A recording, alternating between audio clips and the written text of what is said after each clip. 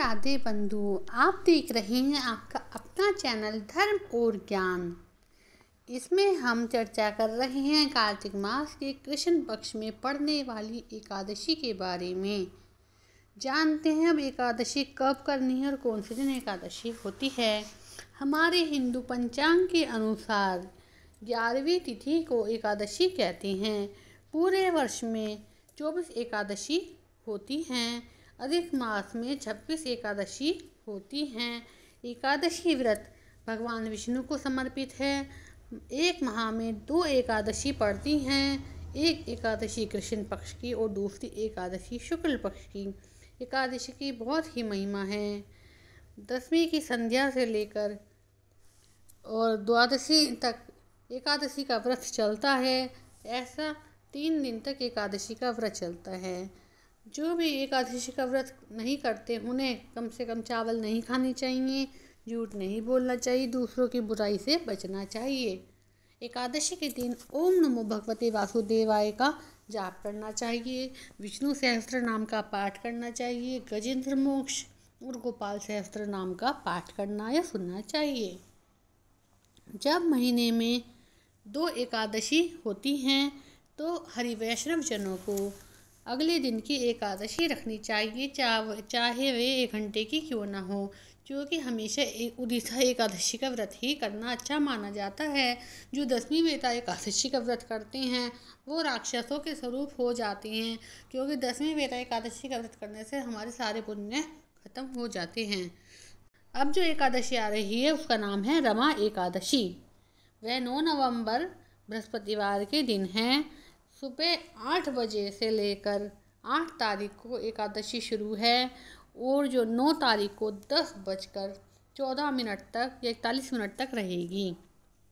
उदिता के कारण एकादशी का व्रत 9 नवंबर को किया जाएगा और पारण समय 10 नवंबर को सुबह 5:52 से 8:07 तक रहेगा। अब हम एकादशी की कथा का श्रवण करते हैं। यह व्रत कार्तिक मास की कृष्ण पक्ष की एकादशी को रखा जाता है। इस दिन भगवान कृष्ण का संपूर्ण वस्तु से पूजन, नैवेद्य, आरती कर प्रसाद वितरित करके ब्राह्मणों को भोजन कराएं और दक्षिणा दें। अब कथा सुनते हैं।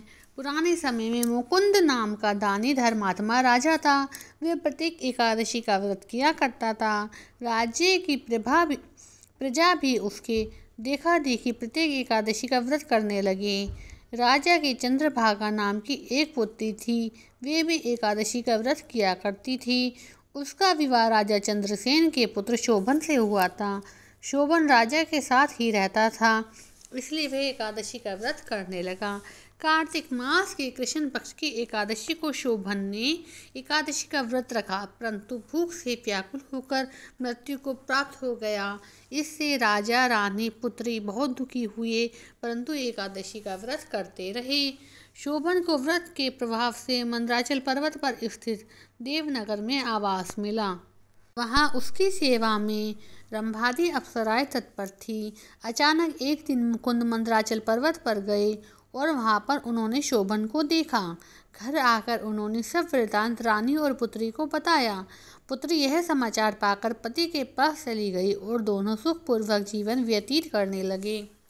उनकी सेवा में रंभादी अप्सराएं लगी रहती थी, इसलिए इस एकादशी को रंभा एकादशी भी कहते हैं और रमा एकादशी भी कहते हैं। बंधु, अब हम जानते हैं कि रमा एकादशी करने का क्या महात्म है या क्या फल है या क्या फ़ायदा है। भगवान कृष्ण बोले, हे युधिष्ठिर, कार्तिक मास के कृष्ण पक्ष की एकादशी का नाम रमा एकादशी है। इसके महात्म की कथा ऐसे है। एक मुकुंद नामक राजा सत्यवादी और विष्णु भक्त था। उसकी कन्या का नाम चंद्रभागा था। उसका विवाह शोभन के साथ हुआ था। शोभन का शरीर निर्बल था, लेकिन उनकी श्रद्धा पूर्ण शक्तिशाली थी। एक दिन शोभन ससुराल में था। रमा एकादशी आई। मुकुंद राजा ने ढिंढोरा पिटवा दिया कि सब प्रजा को उपवास करना होगा। हाथी, घोड़े, ऊँट आदि पशुओं को भी अन्न मत देना। राजकुमार शोभन ने यह मुनादी सुनकर पत्नी के पास गया और कहने लगा, मैंने उपवास तो किया है, मैं अवश्य मर जाऊंगा, क्योंकि मेरे शरीर में इतनी सामर्थ्य नहीं है। कहिए क्या किया जाए। पत्नी बोली, यदि उपवास की शक्ति नहीं है तो दूसरे स्थान पर चले जाइए। शोभन ने उत्तर दिया, यह बात तो निश्चित है कि मेरे अंदर उपवास की शक्ति तो नहीं है, परंतु श्रद्धा भक्ति मेरे अंदर परिपूर्ण है। मनो इच्छा से ये शिक्षा दे रही है कि चाहे शरीर छूट जाए, व्रत को ना तोड़ूंगा। अतः उसने रमा एकादशी का व्रत किया, भूखा प्यासा रहकर दिन को व्यतीत किया, कष्ट पाकर रात्रि को भी जागरण करके निकाल दिया। प्रातः होने से पहले प्राण त्याग दिए। व्रत के प्रभाव से उसे इंद्राचल पर्वत पर रत्न जड़ित उत्तम नगर प्राप्त हुआ। शोभन यहाँ इंद्र के समान आनंद लेने लगा। गंधर्व और अप्सराएं उसकी स्तुति करने लगे।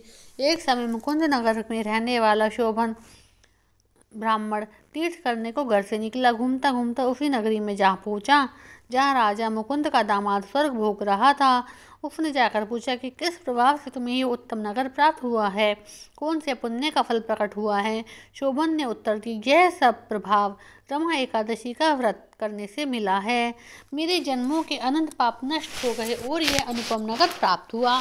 परंतु यह नगर अध्रुव है। ध्रुव बनाने की शक्ति मेरी पत्नी में ही है, अतः उसे शुभ संदेश अवश्य देना।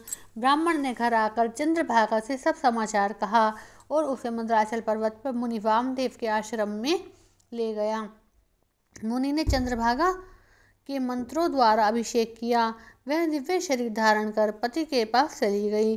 पति को कहने लगी, मैं जन्म से एकादशी का व्रत करती हूँ। उसके प्रभाव से तेरा अनुपम नगर ध्रुव लोक के समान अचल हो गया। इस महात्म की कथा सुनने से भी विष्णु लोक मिलता है। बोलो एकादशी महात्म की जय, विष्णु भगवान की जय हो। और आज के दिन विष्णु सहस्त्र नाम का पाठ करने से विशेष ही फल की प्राप्ति होती है। किसी की निंदा चुगली ना करे और भगवान के नाम का सुमिरन करे, रात्रि को जागरण करें। राधे राधे। और वीडियो को आगे शेयर जरूर करें।